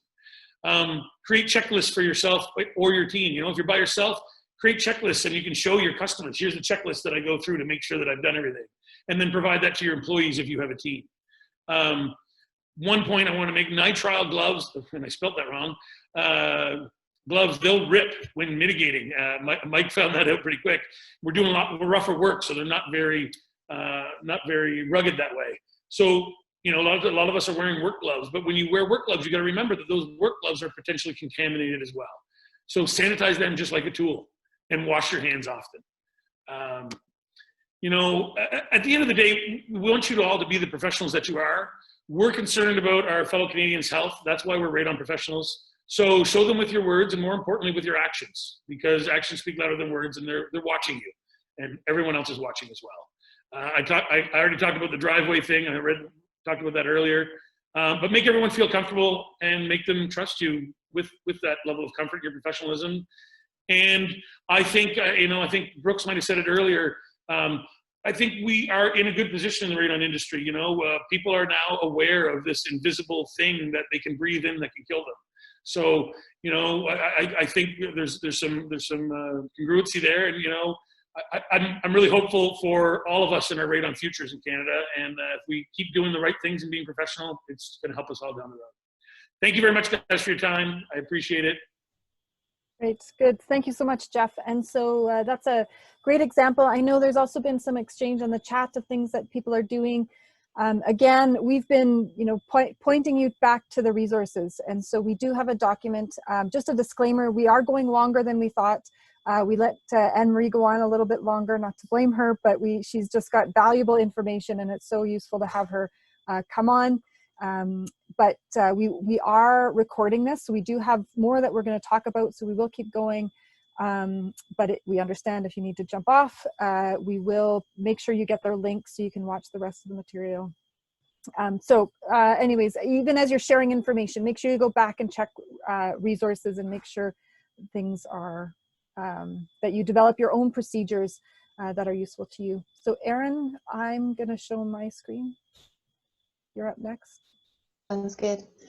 So something we really want to reemphasize. So thanks so much, Jeff, for giving us a practical example, because we talk about all the different types of procedures and, you know, communicating with clients, communicating with homeowners, internal procedures. Yeah, it can be confusing, but Jeff was able to provide really a practical what this looks like in the real world day to day, and some of the complicating factors that you may not think of heading out. And then you get to the situation, you're going, shoot, wish I had a procedure for this. So because Canada's enormous and you guys are all located in different locations, and then you all have different side businesses or main businesses, we cannot and we do not want to distribute a procedure. There are things we want you to do and procedures we want you to develop, but we want you to develop ones that work for you, and not just have a piece of paper and go, yeah, this is our procedure, and like, what's that mean? So basically the best process was to touch on a couple of things and then give you a lot of links. And there's going to be more links than we go into today, because we could just sit here for the next couple of days. You will be getting a copy of today's presentation with the links, etc. So to jump right in, we are going to send some information about PPE, just some of the different options out there and their limitations as they pertain to COVID in particular. What protects you at work may not protect you from COVID. The first slide that Pam showed there was how to properly doff your gloves in a way without spraying everything everywhere and contaminating your hands. The next was a review of how to properly wash our hands. The government has been putting this out from the beginning, but sometimes it's nice to refresh our minds, refresh our memories, especially given Anne-Marie scaring some sense into us. We've included a lot of links. The provinces, especially some of them, have really developed a lot of resources, not just their basic guidelines on COVID-19 for citizens, but also for businesses, for employers, for employees, for construction in particular in some instances. So we're going to just look at a couple of examples.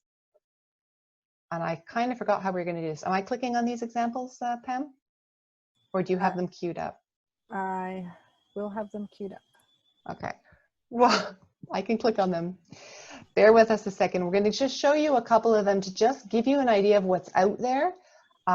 you are not at all without guidance as you develop these processes. They really walk you through it. Well, I'm sure Jeff can attest to that. He basically followed New Brunswick's instructions, I think he told us, in developing his own processes. So this is embracing the new normal as we safely return to work. This is only one of New Brunswick's very long documents put out by WorkSafe in New Brunswick.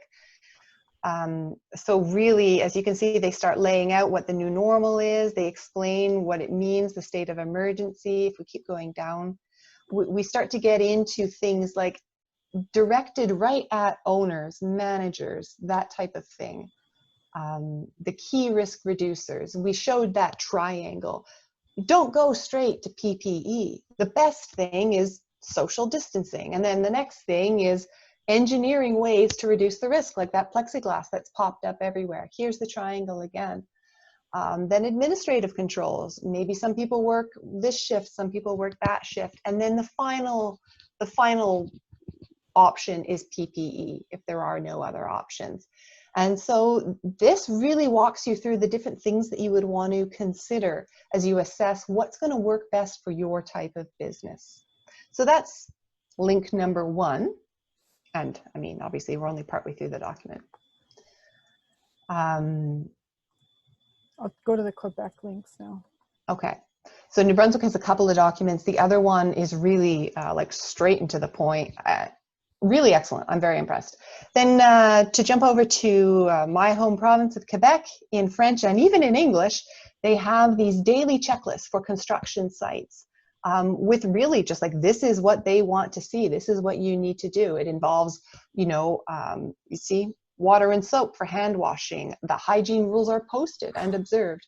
That everyone clean down the tools at least in the middle of a shift and at the end of a shift. They've got it very, very specific, being Quebec, instructions. They also have posters that you can put up at work. So reminding everybody of what limitations are in place and when. So this is something that, you know, depending on your workplace, some of these will fit well, some of these won't be a perfect fit, but just as some examples. And I think we've got just a couple more that we wanted to walk you through. Yeah, I'm just trying to get them to load here.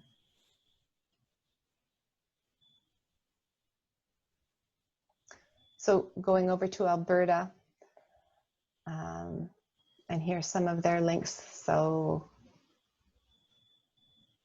tips on, open for business and keeping Albertans safe, signage that you can just use, tips, etiquette. So like we've said, we're going to be sending you out not only the slides from today with our basic CARST/C-NRPP guidelines, you know, the basics that we want. Here's what we'll be sending you is this document. So it summarizes everything that was presented today and then a whole lot more. So as Pam is scrolling down, you'll see some familiar slides. You'll see the flow chart of what we feel you should be doing and what we are requiring you to provide. And then we get down into a little summary of PPE, the different types of masks that are around and that you may already have been using when it comes to the dual filter cartridge type of mask, their limitations, the notes pertinent to COVID. We've put this together for your reference. Always, there's some disclaimers at the top. Our notes about gloves, work gloves, coveralls. Some people are wearing coveralls because sometimes for their side business, it's mandated. Some of the real estate associations and inspector associations are mandating that you come in coveralls, disposable, reusable, and how you treat that and how you deal with that. You're going to have a process for that. Then below this, we start getting into, I believe, some of the links. So lots of links to every province's official COVID-19 website, and then links to assist with developing company policies based on your province, and also like CNNEST for Quebec, WorkSafe for various provinces. Also extra helpful links, like the links to the different radon laboratories, financial links to the various programs. We've had these up on our website for a while. And then finally some links specifically for employers, that type of thing. So if you walk through these, you'll see all the same types of messaging. We've been looking at these links and at the resources that the provinces and different regions have provided. That's how we decided what you should do. So it should all line up relatively well. And without further ado, because we are running late and we thank you for your patience and your attendance, we'll jump right into Take Action on Radon's COVID-19 Relief Mitigation Grant Program. And I'll hand it over to Pam to start this presentation. Okay, so this is a project that we are piloting. And so it's a small scale of project, and we wanted to present it in a webinar format because there's lots of information. It's not straightforward, and we thought it would be the most effective way to provide the information so that all of our professionals understand it and have a chance to participate in it if they're interested. So a couple things that went into developing this project. One, we know that this is a time of financial difficulty, and we wanted to find a way to assist some of those homeowners who may find it challenging to reduce their radon. We wanted to develop something that would help you guys as professionals getting back in. And we didn't want to restrict this to a certain regional area. We decided we would just open it up, but it added some complications, and you'll see some of the details that we've put together for it. So we're calling it a pilot project. Really, we've been working, this has been a real key issue for many of us, that we think it would be really important to get these grant programs ready. And we're going to use this as a project to gather data and help us inform decisions for when we engage with organizations considering radon grant programs. So we've put together a process that we want to test out so that we can take it forward and say, here's the process and here's how it works. And here's how we tested it. So the basic structure is, it's a $500 per household, only for ASD systems. So it has to be a radon mitigation system or active soil depressurization system installed in compliance with the CGSB standard. So that's really the standard that we have in Canada that we're using. So it needs to be in compliance with the standard. We think this will look like 1 to maybe 2 grants per professional or per company. But we will ask you guys to let us know how many are going to participate, and then we'll divvy up the money and let you know how many grants that each of the participating organizations will be able to use. It's only for residential buildings, so it would not be for any commercial or buildings. It's for homes that have tested 200 becquerels and above, and I'll explain those asterisks near the end, based on a valid long-term radon test within the last 2 years. So they have to have a physical test report.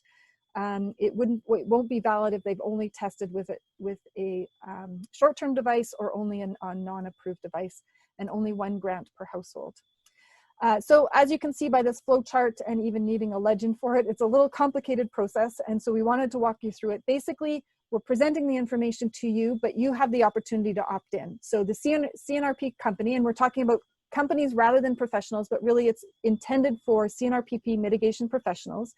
But we're going to treat each company as an individual unit. So the C-NRPP company can apply to participate in this program. And then we will confirm whether it's 1, maybe 2 grants per company that we have available to hand out. And really it's meant for you to extend to a homeowner. So if you've got a homeowner who just can't afford a mitigation, let's go to them and say, look, would $500 help you make the decision to mitigate? And then there's an application that the homeowner needs to complete. So we need to confirm that they meet those criteria and have them complete an application. We'll review their application and approve it. And when we approve it, we'll send the email to both you and the homeowner to make sure that you both understand that they've been approved. Then you install the mitigation system. The C-NRPP company completes the work, and then there's a questionnaire just to confirm that the work has been completed. We'll review the file, make sure that we've chased down any missing information, and then we'll pay them money to the C-NRPP company, so you can just reduce the amount owing, the $500 from your invoice, and we'll pay you the $500 and any applicable taxes directly.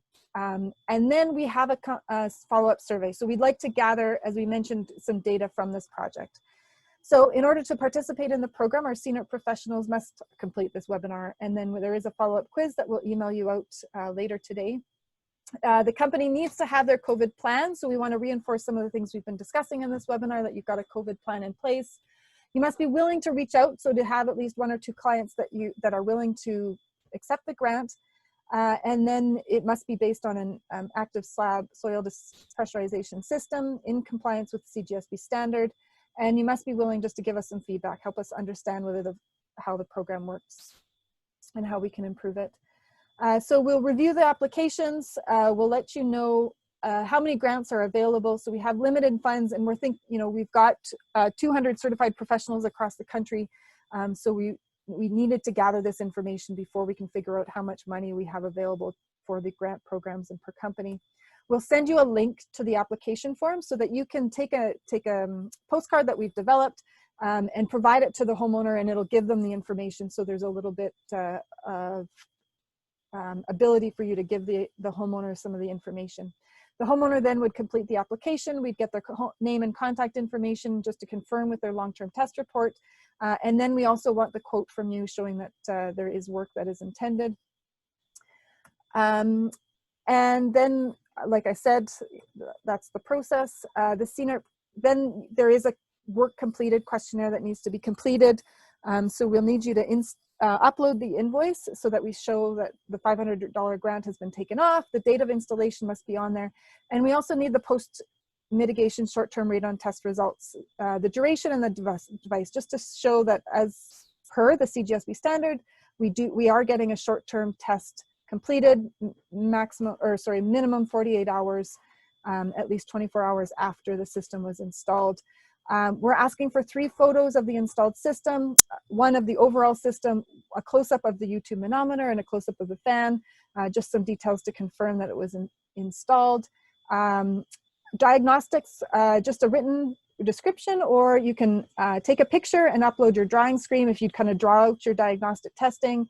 And then a confirmation that you did do depressurization or back testing. Again, all those are in compliance with the CGSB standard. Okay, so the fine print, we have to define a date. So 2 years in the test has to be completed in the last 2 years. So we put a date down here that the end date on the test must show January 1st, 2018. So that it started at least 91 days before that, but it was ended by January 1st. The second asterisk is that participants must submit this long-term test report showing 200 and above. We had a lot of discussion about the margin of error. What if somebody comes and says, my level is 180, but I want to fix this? And really, every radon test report has a margin of error. And so if we look at what the margin of error for that particular device is, and it equals 200 becquerels when we add it in, then they will be approved. And then it must be a certified professional that's completing the work. So we put some dates down. This is a quick turnaround. We want to make sure that we test this because this is something that we're wanting to pitch, see if we can't roll it out in different areas or with different organizations or different ways. So we're opening applications and we'll send you information to apply. It's actually part of the quiz. So you can opt in as part of the follow-up quiz from this webinar. So the C-NRPP company can apply to participate in the program. We will then communicate. So between July 12th and June 12th and June 15th, we'll confirm how many grants that you have available, 1 or 2. You can extend those grants to a homeowner. And so we've kind of thought through this process that you tell one homeowner, okay, you can have the grant, and what happens if they don't use it? So we recommend that you give your homeowner a time to use it. So you have up until, this date, maybe give them a week. Hey, I have this opportunity. We can get you a $500 off. You have a week to opt into it. Ultimately, we would like all of the grant applications before July 31st. So we're giving homeowners to apply for the grants between June 15th and July 31st. And then we want all the mitigations installed by August 31st. And then there'll be a follow-up survey so we can just get some feedback from you. How did it work? What was the interaction? How did our forms work and the interactions with the client? Is $500 an appropriate amount to engage people to move to mitigation? That's one of the major questions that we're getting from people when we talk about grants across the country. So we will have a bit of a follow-up survey. Something that's open already to everybody is our sweepstakes. And so we wanted to reaffirm that we do already have the sweepstakes. It's open to all of our certified professionals. across the country. And we really encourage any of you that are doing radon testing to send this information out to your clients and let them know that if they complete a mitigation, they can have the chance to win up to $1,000. Here's the entries to date. So really less than 300 entries to date, and people in Saskatchewan are really taking advantage of this, and we're really seeing that we could have more in some of the other provinces. So I want to kind of put that out as a competitive appeal to you. Go back to your customers, let them know if they've done mitigation that they can apply for the grant. It's on the Take Action on Radon sweepstakes. We'll send the link out with all of our materials. We do also have a toolkit for you, a sample letter, a sample information that you can use to advertise the program. All right, I'm going to stop there and take any questions.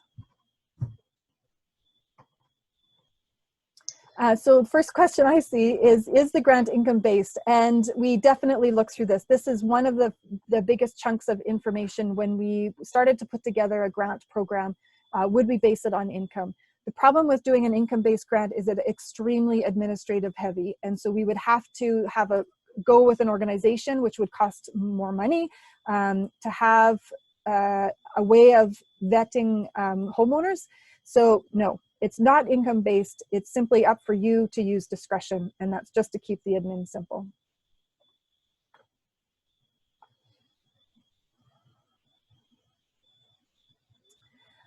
So yeah, you as a company, the question is, do you as a company have until June 12th to apply? And then once you contact your homeowners, they have until the end of July to apply.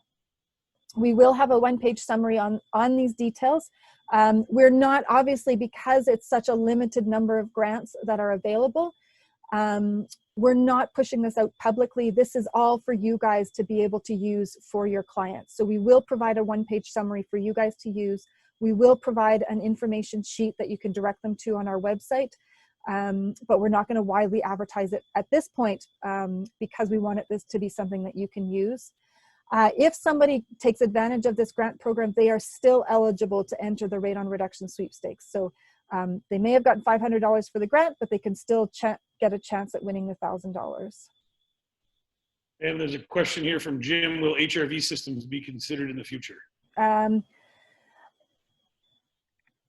Yeah, that's a more different question than I was expecting. It's not included in our current, so HRV is not included in our current information. You can certainly give us feedback. There's lots of discussion I could go into, but it would take a long time to explain why we're not considering it, but yeah.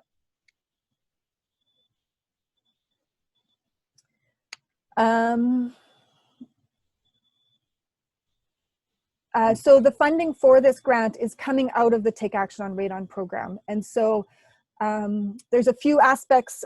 We have a grant program that we've been working with, and we've been trying to work with municipalities. There's a few reasons municipalities have been slow to jump in. And so we decided this year, instead of just working with small areas, that we wanted to try and make it available to more of you. And so that's one reason why we're doing it this way. And so it's out of the Take Action on Radon funding that the project is. Sorry, more questions?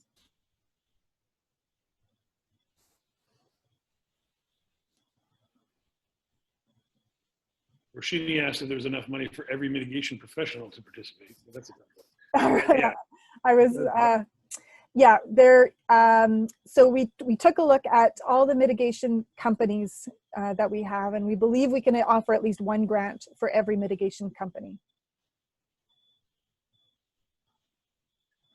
I'll answer a question that was for me earlier. I answered it online to take you off the hot seat for a minute. So someone had asked about when we're inspecting, if we're actually going into the houses with customers, because customers normally come in. And I didn't talk about that, but there's one thing that I didn't go into. No, we request that the home be vacant when we go in for a inspection, and actually for a radon measurement as well. We request that. We have had a couple of situations that we've taken on a case-by-case basis, and we have not been meeting with our customers face-to-face either, which we normally do. We normally spend an hour with them in the home, but we're doing video conferencing, and Zoom stuff. I'm a Zoom pro now. So we're doing all that with our customers, and they seem to be enjoying that. A little bit hard when you're explaining to it, but after they've experienced it, it was a good experience. So. Great. I don't know if there was any other questions about your grant, though. I haven't seen. No, and I certainly encourage you to ask questions. So we wanted to give some time to process this. So we will be sending out the information. We wanted to try and do this, provide everybody the information within a short span of time to try and make it equal for everybody. And so we will send out the information before June 3rd so that you have time to process and decide whether you want to opt into the program. But certainly ask us questions. So there's, email us. We're presenting this to you for the first time. We've spent hours thinking through all sorts of things on this process. So we don't expect you to have your questions top of mind. Let us know. And again, as we mentioned, this is a feedback. So consider this a way. We realize this may be a burden on you guys as far as time, that it's going to take you time to think through these things, jump through a couple of the hoops.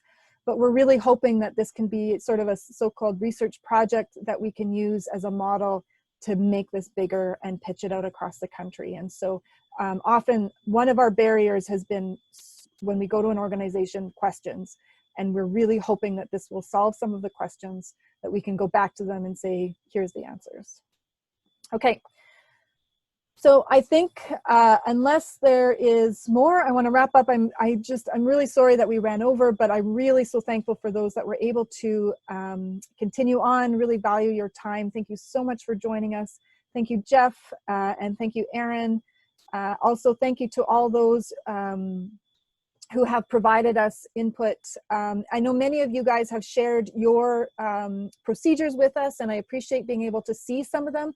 I haven't given feedback because there's been just so much emerging information, but you feel free to share them with us. We'd really love to hear what things are going.